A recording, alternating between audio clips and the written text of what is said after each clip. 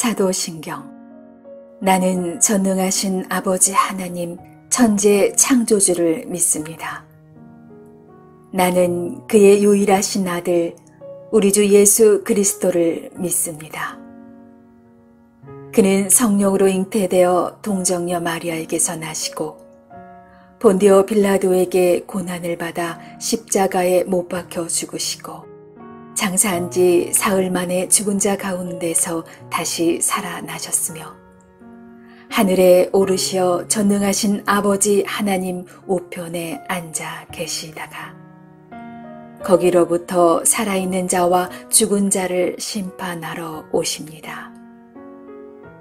나는 성령을 믿으며 거룩한 공교회와 성도의 교제와 죄를 용서받는 것과 몸의 부활과 영생을 믿습니다. 아멘. 주님 감사합니다. 죄의 속박 가운데 지옥에 떨어질 수밖에 없는 우리들에게 천국의 백성으로 하나님의 아들들과 딸들로 승격할 수 있는 예수 이름에 구원하시는 능력을 주시니 감사합니다. 이런 능력을 주시는 하나님의 은혜와 하나님의 광대하심을 이 시간에 함께 찬양하기를 원합니다. 우리의 찬양을 받아 주옵소서. 다 주의 크신 이름 높이며 우리에게 행하신 위대한 일 감사해. 오 주의 신실하신 그 사랑 온 땅과 하늘 위에 계셔 홀로 영원하신 이름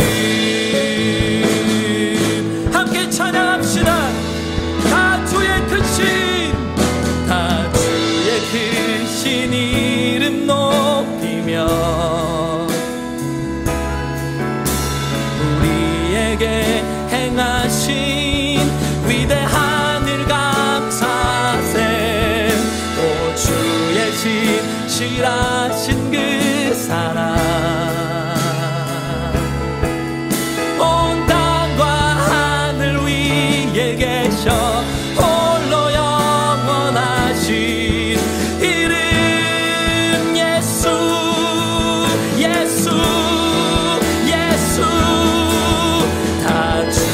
크신 이름 높이며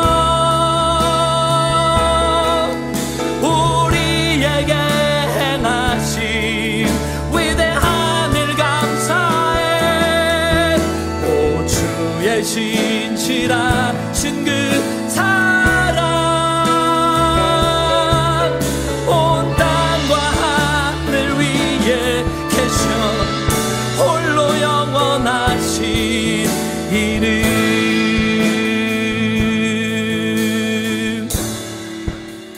주 여호와는 주 여호와는 광대하시도다.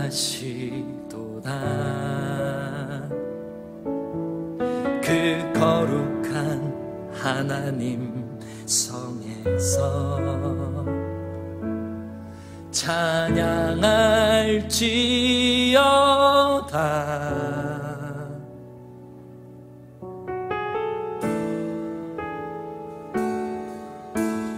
주 승리 우리에게 주셨도다. 모든 원수 물리치셨네. 엎드려 절하세.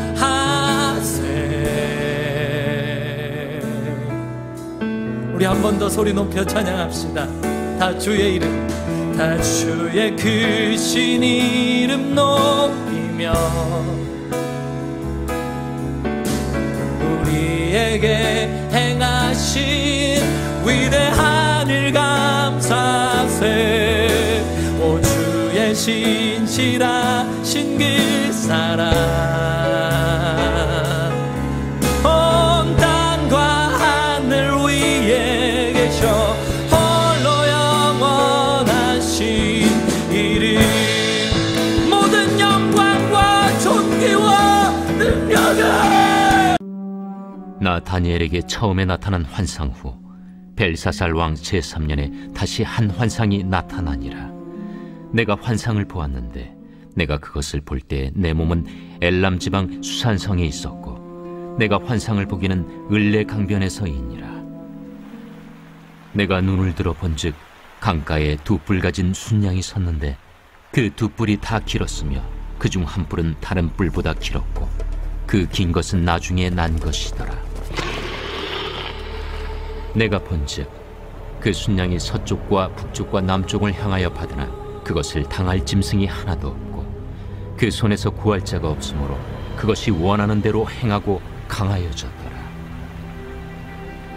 내가 생각할 때에 한 순념수가 서쪽에서부터 와서 온 지면에 두루 다니되 땅에 닿지 아니하며 그 염소의 두 눈 사이에는 현저한 뿔이 있더라. 그것이 두 뿔 가진 순양 곧 내가 본 바 강가에 섰던 양에게로 나아가되 분노한 힘으로 그것에게로 달려가더니 내가 본즉 그것이 순양에게로 가까이 나아가서는 더욱 성내어 그 순양을 쳐서 그 두 뿔을 꺾으나 순양에게는 그것을 대적할 힘이 없으므로 그것이 순양을 땅에 엎드러뜨리고 짓밟았으나 순양을 그 손에서 벗어나게 할 자가 없었더라. 순념수가 스스로 심히 강대하여 가더니 강성할 때 그 큰 뿔이 꺾이고 그 대신에 현저한 뿔 넷이 하늘 사방을 향하여 났더라.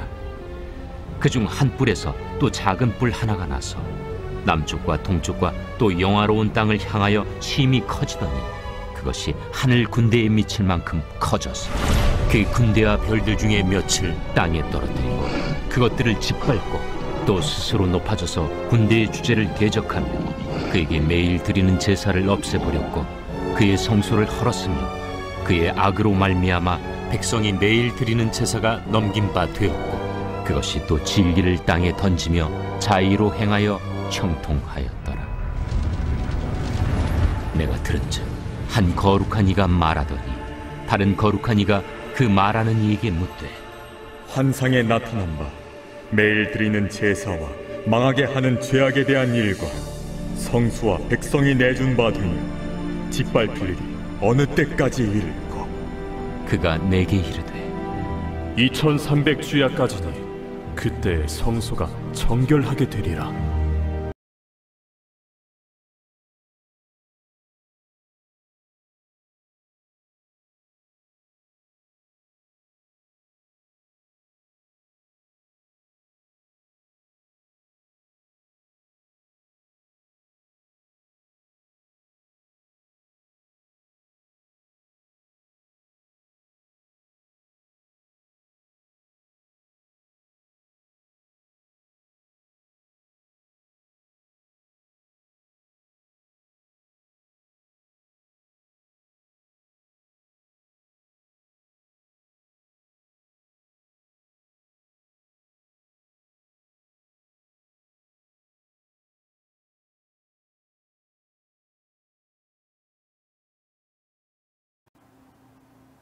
샬롬.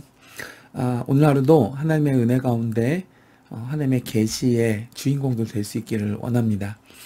하나님께서 계획하시고 또 실천하시고자 하는 뜻을 그분의 백성들에게 미리 전하여 알게 하시는 것을 계시라고 합니다. 열개 볼시라는 한자를 쓰고 있습니다. 그럴 때 이 계시의 원활한 전달을 위해서 하나님께서는 선지자 같은 사람들에게 여러 계시의 방법을 사용하셨습니다. 엘리야나 엘리사 선지자 같은 이들에게는 기적의 방법을 사용하셨고 또 이사야나 예레미야 같은 선지자들에게는 예언을 통해서 하나님의 뜻을 전달하게 하셨습니다. 반면에 에스겔이나 오늘 본문의 다니엘 같은 이들에게는 예표로서 꿈이나 또 환상을 보여주셨습니다. 물론 다니엘서에서 지금까지 보아왔던 여러 생생한 기적들도 많이 일어났었습니다. 풀무불에서도 타 죽지 않고 멀쩡히 돌아오고 또 사자굴에서도 무사히 돌아왔습니다마는, 그러나 이 다니엘서의 중심은 다니엘이 본 이상, 환상, 묵시, 꿈과 같은 이 비전 계시들이 중심이 되고 있습니다. 이것은 꿈을 주시는 하나님께서 친히 주관하시는 세상 역사에 대한 계시를 다니엘을 통해 주신 것입니다. 특별히 다니엘에게 주신 계시의 방법 중 하나는 예표라는 방법이었는데요. 다니엘이 받은 계시는 4번에 걸친 다양한 그 내용의 계시였는데, 바벨론 이후에 계속되는 대제국들의 흥망성쇠와 또 그 과정을 보여준 예표적인 계시들이었습니다. 그런데 이러한 그 계시를 하나님께서 다니엘에게만 집중적으로 또 장차 이루실 이 역사들을 이상으로 보여주셨던 이유는 무엇일까요? 몇 가지를 생각해 볼 수 있는 첫 번째는 이 다니엘의 독특한 신분 때문이었습니다. 그는 유다인이면서도 인생 대부분을 바벨론 그리고 메데바사 페르시아 제국에 살았습니다. 더구나 고위 관리직을 지냈습니다. 따라서 국제 정세에 대해서 누구보다 정통했기 때문에 하나님께서는 이 다니엘에게 이후에 있을 인간 역사의 큰 틀의 흐름을 그에게 보여주셔서 이제 계시해 주셨던 것입니다. 두 번째는 이 다니엘의 신실한 신앙 때문이었습니다. 그는 두 제국 또 두 왕을 섬기는 동안 변함없이 총리로 중용이 되었는데, 이렇게 이방 왕들이지만 신뢰를 받을 수 있었던 근본적 원인은 무엇이냐? 어떤 조건과 상황에서도 흔들리지 않는 믿음 생활과 기도 생활 때문이었습니다. 즉 변함없는 신앙을 귀하게 여기신 하나님께서는 그에게 미래의 일들을 보여주셨던 것이죠. 세 번째는 이 다니엘이 활동한 시기 때문입니다. 우리가 역사적으로 보면 이 성경에서 말라키 선지자 이후로 신약으로 넘어가는 마지막 선지자 세례 요한에 이르기까지 그 기간을 흔히 신약과 구약 중간에 있다고 해서 신구약 중간기라고 부릅니다. 이 시기에는 선지자의 활동이 끊어지고 더 이상 하나님의 예언이 나타나지 않았습니다. 그래서 달리 이 시기를 일컬어서 암흑기라고도 부르는데요. 다니엘이 받은 예표가 대부분 이 시기에 이루어질 세상의 역사적 사건들과 그 변천 과정을 담고 있습니다. 그러면 여러분, 우리도 이 시대를 살아가는 하나님 백성으로서 또 그리스도를 통해서 왕 같은 제사장이 된 하나님 나라의 일꾼의 신분으로서 세상 흐름에 편승되어서 육신의 만족과 우리의 마음을 빼앗는 정욕의 노예로 살 것이 아니고, 바로 이 다니엘과 같이 시대를 앞서가고 그 시대에 휩쓸리지 않고 깨어있는 영적 안목과 하나님 나라의 일하심, 또 하나님이 우리에게 보여주신 계시의 성취들을 믿음의 눈으로 바라볼 수 있는 깨어있는 성도, 영적인 성도, 또 그런 복된 하루 될 수 있기를 원하는 것입니다. 그런 은혜가 있어지시기를